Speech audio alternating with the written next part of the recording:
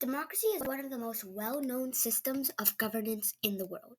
It is widely believed that democracy is the perfect form of government, akin to a utopian system. However, like all other forms of governance in the world, democracies have their own fair share of issues, such as lack of public knowledge, incompetence of political leaders, corruption, short-termism, and voter manipulation. Just to give you a perspective about how huge a problem this is, a poll from pewresearch.org found that about 52% of those polled across 27 different democratic nations said that democracy is not working. According to ancient Greeks, democracy means rule by the people, but we have lost faith in the people. They fail to uphold the common good and are consumed by partisanship. To rectify this grave error, reformers propose a government of experts. Society is too complex for most people to understand, they argue, so experts must take all of the decisions. Let's see if you think the same by the end of the video. Hello, and welcome to an episode of Not in a Book.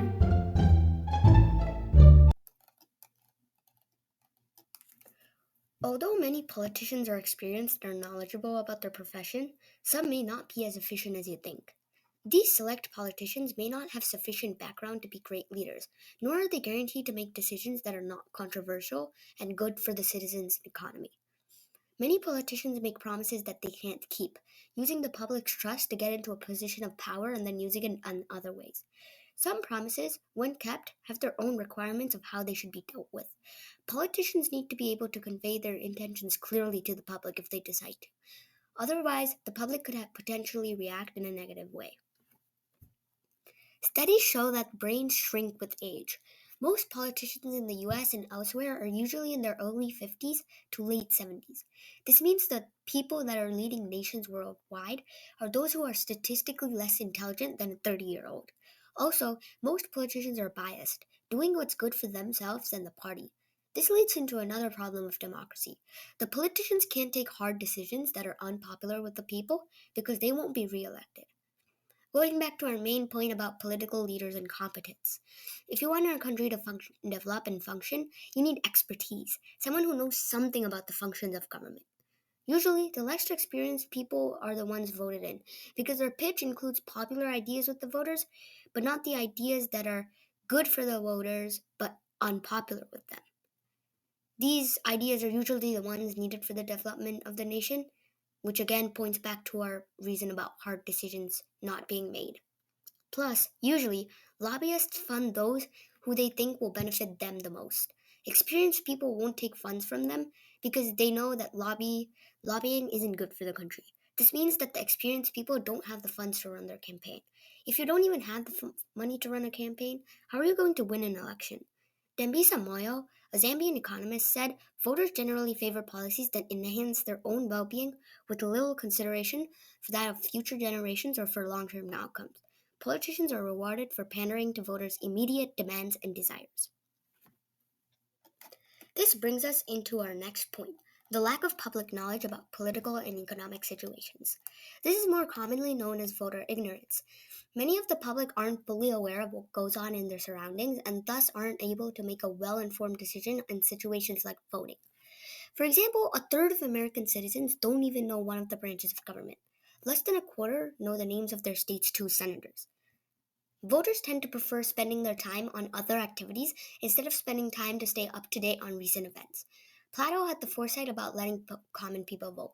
Plato thought that letting a common man's vote be equal to an expert's was dangerous, since the expert was obviously more notified about the world surrounding him. There are examples of this in modern times as well.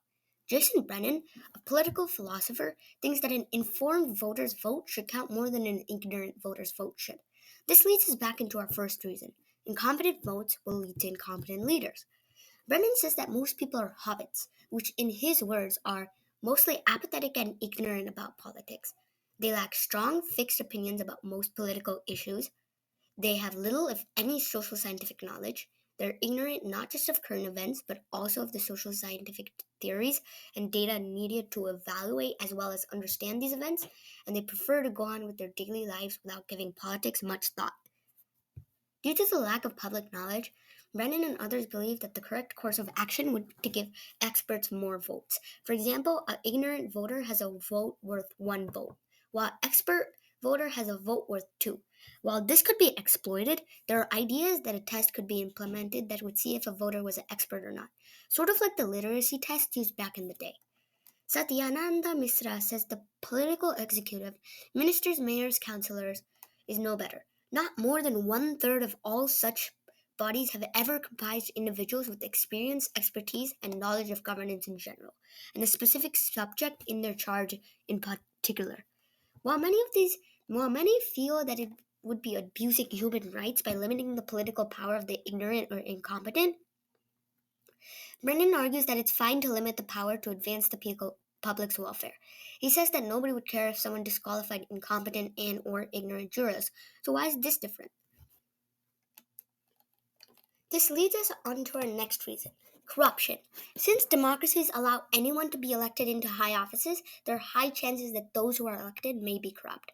According to Kelly M. McMahon, corruption is low at high levels of democracy, is high at modest levels, as well as low when democracy is absent.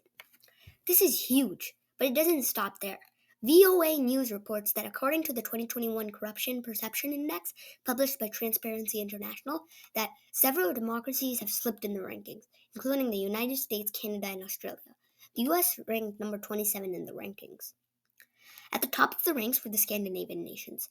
They have high levels of democracies, and their government is made to have the best features of democracies and socialism, making them a highly functional society and have relatively low corruption. But this is an exception. Most democracies aren't as developed as the Scandinavian nations. Officials that are corrupt are usually incompetent, which means that if you take out incompetent votes and politicians from the system, corruption problems will be limited because experts want to develop the nation and are aware that corruption brings the countries down. Mr. Satyananda Mishra writes in his article, Incompetence is the progenitor of corruption. It is the specter of incompetence that haunts it most.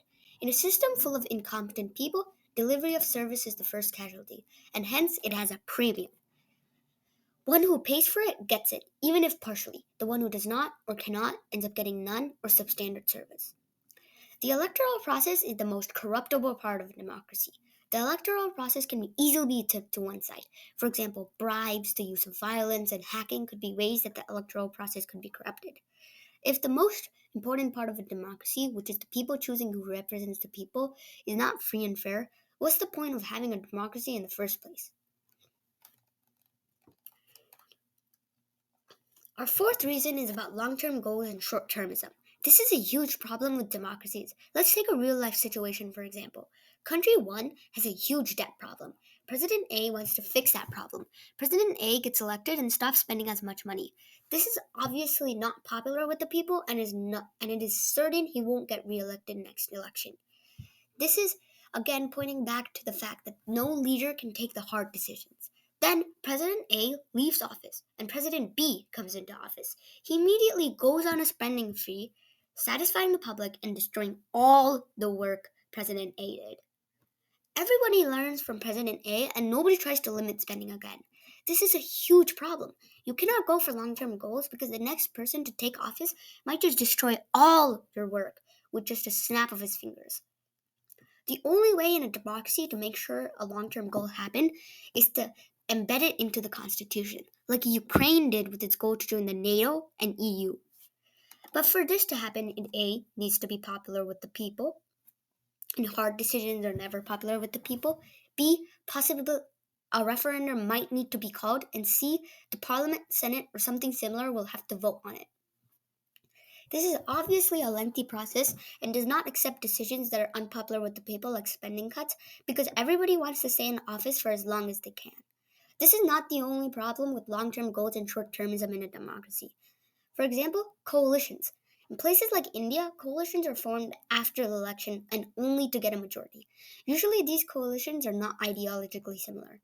For example, let's look at Israel. There have been 4 elections in the past 2 years in Israel because of how quickly the coalitions break down. This is also an example of polarization, something very well known in the US. Obviously, this is a problem. There will be multiple parties in the electoral process, and with more parties, the less chance that there is that one party will get a majority in the election. This will make it so that a coalition is absolutely required to form, and this will again lead to a coalition breakup. Our last and final reason to prove that democracies are flawed is something about many people don't expect: propaganda. You may be familiar with propaganda if you're in a democracy. Something that's fed to people in places like North Korea and China to brainwash them. But do you know that in your own democratic home country, you're being fed propaganda? You may think it's not true and that it's a lie, but actually, it is true. Due to the lack of political awareness, many people can be brainwashed by propaganda. For example, let's go back to our example with President A and President B. When President A takes a spending cut, President B feeds the nation propaganda. What kind of propaganda, you may ask? Well, stuff like, the leader of our nation does not care for the people and is taking our money away. Or, the president is taking our hard earned money and taxes and not even spending it on us. Stuff like that. If you were the person hearing this, you would obviously believe it. Again, bringing us to the point about hard decisions. Of course, those who are experts know that the president is doing it for a good cause. But most people are not experts and are not politically aware. This makes them very prone to propaganda. Politicians also manipulate voters. For example, they may spread misinformation related to their opponent in the election. For example, what happened in the 2016 election? The FBI announced that they would investigate Hillary Clinton 11 days before the election, obviously making her sound bad in front of voters. Jordan Robertson, Michael Riley, and Andrew Willis wrote in a Bloomberg article about Andres Sepulveda, an individual who rigged Latin American elections for a decade. With a budget of $600,000, the Mexican Pina Nieto job was by far his most complex. He led a team of hackers that stole campaign strategies, manipulated social media to create false waves of enthusiasm and derision, and install spyware on opposition parties, all to help Pina Nieto, a right-of-center candidate, eke out a victory. These are just some of the tactics used to spread propaganda all over the democratic nations around the world. Now you can see that democracy isn't as glamorous as it seems to be. It started all the way back 2,500 years ago in Athens, and is still one of the most common political systems in the world. It still has the same problems which haven't yet been fixed. These are some easy problems to solve. For example, voter ignorance could be fixed if each person just spent 10 minutes a day reading about politics. Now that you've learned with the flaws of democracy, go spread the news about it. Make sure to like, share, subscribe, and click the bell notification. With that, I'll see you